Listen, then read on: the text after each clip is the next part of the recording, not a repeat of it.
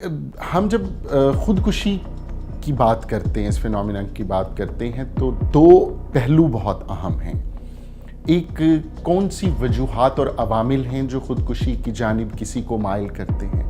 اور دوسرا یہ کہ اگر کوئی خودکشی کا رجحان رکھتا ہے کوئی فرد، اس کو بچایا کیسے جا سکتا ہے، اس کی مدد کیسے کی جا سکتی ہے۔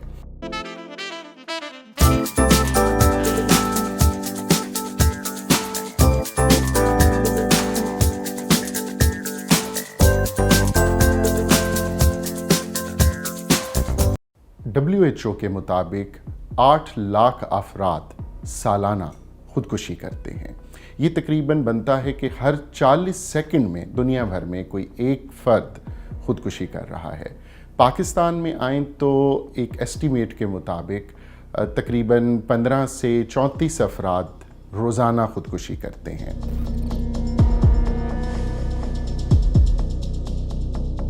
WHO کے مطابق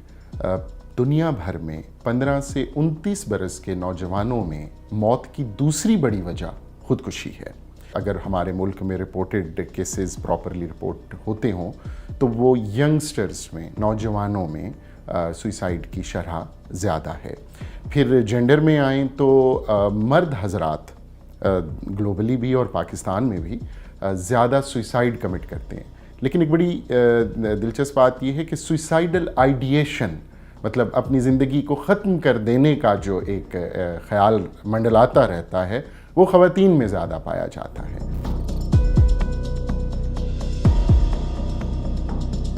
مختلف سوشل یا پرسنل لائف کے سٹریسرز ہیں جو سوئسائڈ کاز کرواتے ہیں یا وہ سوئسائڈ کے کازل فیکٹرز بنتے ہیں۔ اس میں ایک بہت اہم بات یہ ہے کہ 90% افراد جو سوئسائڈ کرتے ہیں وہ کسی نہ کسی مینٹل ہیلتھ ایشو کا شکار ہوتے ہیں۔ ایک اور رجحان جو دیکھنے میں آیا ہے وہ یہ کہ ہمارے جو بچپن سے لڑکپن کی جو سرحد ہوتی ہے اس پہ قدم رکھنے والے جو بچے ہیں، ینگ ایڈلٹس ہیں، ان میں بھی سیلف ہارم، جس کو ہم ڈیلیبریٹ سیلف ہارم کہتے ہیں، DSH، اور سوئسائڈل آئیڈیشن اور سوئسائڈ کمٹ کرنے کی رجحان بڑھ رہا ہے۔ ایک وجہ تو یہ ہے کہ جو ہیلتھی کوپنگ ہیبٹس ہوتی ہیں وہ آج کل کم ہیں۔ ہمیں اسپورٹس میں، پلے گراؤنڈز میں، فزیکل ایگزرشنز میں اور دوسرے کریٹیو ایکسپریشنز میں اپنے بچے اور نوجوان کم دلچسپی ان میں پائی جاتی ہے، جبکہ جو ہماری ڈیجیٹل پلیٹ فارمز یا ڈیجیٹل انگیجمنٹس ہیں، ویڈیو گیمز ہیں، ٹک ٹاک ہے، اس سے جڑے رہنے کی، اس میں ہیٹس، اس میں لائکس کا جو ایک وارفیئر ہے، وہ ایک ایسا ذہنی خلجان برپا کر دیتا ہے ان بچوں میں کہ جو ایونچولی سیلف ہارم اور سوئسائڈ تک بھی لے کے جا سکتے ہیں۔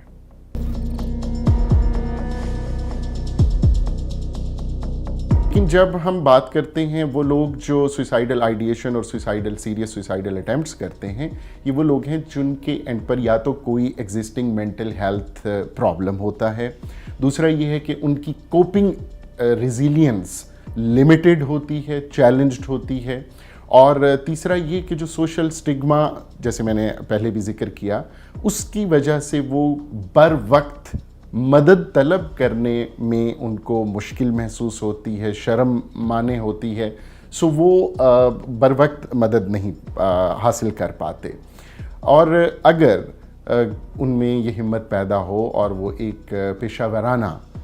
جو کاؤنسلنگ ہے، مدد ہے، وہ طلب کرتے ہیں اور ان کو وہ ملتی ہے، تو پھر بخوبی وہ اپنی اس سوئسائڈل آئیڈیشن سے نبردازماں ہوتے ہیں، اور سوئسائڈ، اگر ایک مرتبہ سوئسائڈ اٹیمپٹ ہوتی ہے تو likelihood of committing suicide another time increases in next 8 to 10 months۔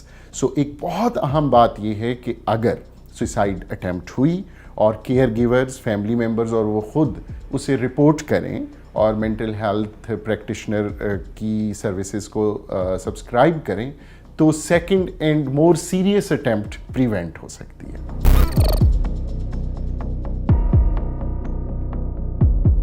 دیکھیے، ہم جب خودکشی کی بات کرتے ہیں، اس فینومینا کی بات کرتے ہیں، تو دو پہلو بہت اہم ہیں۔ एक कौन सी वजूहात और अवामिल हैं जो ख़ुदकुशी की जानिब किसी को माइल करते हैं, और दूसरा ये कि अगर कोई ख़ुदकुशी का रुझान रखता है कोई फ़र्द, उसको बचाया कैसे जा सकता है, उसकी मदद कैसे की जा सकती है। सबसे अहम बात अगर हम अवामिल की करते हैं तो जैसे मैंने अर्ज़ किया कि मेंटल हेल्थ डिसऑर्डर्स जो जनरल एंग्जाइटी, डिप्रेशन, जैसे डिप्रेशन एक बहुत बड़ी वजह है जो सुसाइडल आइडिएशन और सुसाइड कॉज करती है, हमें उसे एड्रेस करने की ज़रूरत है। हमें जो स्टिग्मा मेंटल हेल्थ डिसऑर्डर्स पे बात करने और उससे जो मदद चाहिए होती है एक जहनी मर्ज़ या नफ्सियाती मर्ज़ में मुब्तला फ़र्द को, जो स्टिग्मा, जो शर्म इसके साथ इंतहाई गैर ज़रूरी तौर पर वाबस्ता कर दी गई है, उसे हमें अलहदा करने की ज़रूरत है, इस पर बात करने की ज़रूरत है। तीसरी अहम बात, जब हम प्रिवेंशन की बात करते हैं, हमें अपने नौजवानों में और इवन हमें मैच्योर एडल्ट्स में life skills, overall professional occupational skills, decision making skills, critical thinking, इस तरह की जो सॉफ्ट स्किल्स हैं, ये डेवलप करने की भी इंतहाई शदीद ज़रूरत है, क्योंकि हमने तहकीक के नतीजे में देखा है कि वो अफराद जिनमें तालीम के साथ तरबियत और तरबियत के साथ जिनके अंदर लाइफ स्किल्स को एक्सरसाइज करने की एबिलिटी ज़्यादा होती है, वो मेंटली हेल्दी होते हैं और सुसाइडल आइडिएशन का बहुत कम शिकार होते हैं। लो इनकम कंट्रीज़ में 1 लाख अफराद के लिए 2 या उससे भी कम मेंटल हेल्थ प्रैक्टिशनर्स अवेलेबल हैं, as compared to over 75 mental health practitioners for the similar 100,000 people in developed world. So बदकिस्मती से हमारा शुमार भी उन मुल्कों में होता है जहाँ नफ्सियाती अमराज के मुआलिज जो हैं उनकी तादाद बहुत कम है, और दूसरी तरफ उन जो मुआलिज हैं या डॉक्टर्स हैं, मेंटल हेल्थ प्रैक्टिशनर्स हैं, उन तक जाने की रुझान भी बहुत कम है।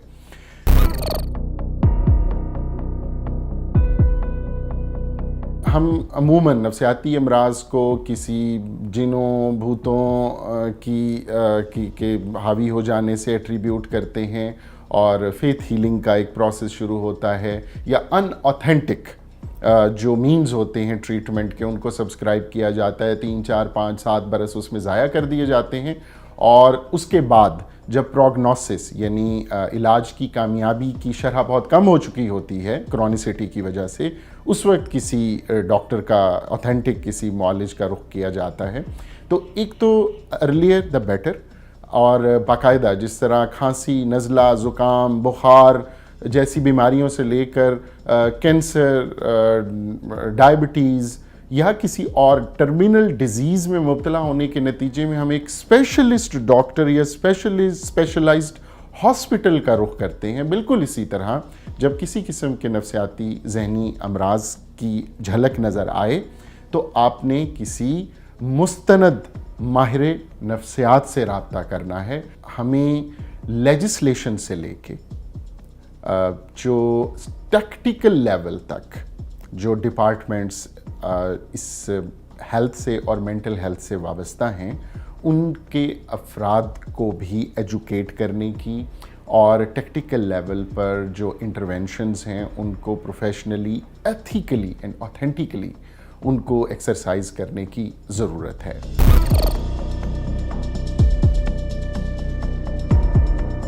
मेंटल हेल्थ डिसऑर्डर्स के कुछ कॉमन जो सिम्टम्स नज़र आते हैं, विड्रॉन बिहेवियर है, एग्रेशन है,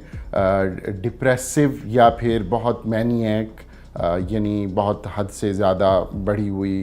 एनर्जी और एजिलिटी अगर उसका इजहार हो रहा है, इम्पल्स कंट्रोल और कंडक्ट रिलेटेड इश्यूज़ अगर आ रहे होते हैं, तो खुदारा उनको सिर्फ रवैये या बिहेवियर से एट्रीब्यूट ना किया जाए। ये बिल्कुल ऐसे ही है जैसे कि अगर मुझे बुखार होता है तो बुखार आज खुद शायद कोई बीमारी नहीं है, लेकिन अंदर जिस्म में कोई होने वाली किसी बीमारी की अलामत है, तो वो रवैये जो आपको एबनॉर्मल नज़र आ रहे हैं, जो नॉर्मल नहीं हैं, जो लाइफ एडजस्टमेंट में प्रॉब्लम कॉज कर रहे हैं, वो रवैये, کسی بھی نفسیاتی مرض کی نشاندہی کر رہے ہوتے ہیں، جس کو ایڈریس کرنے کی اور جلد از جلد ایڈریس کرنے کی ضرورت ہوتی ہے، بجائے اس کے کہ انتظار کیا جائے اور جب پانی سر سے گزر جائے اس کے بعد آپ کسی معالج کا رخ کریں۔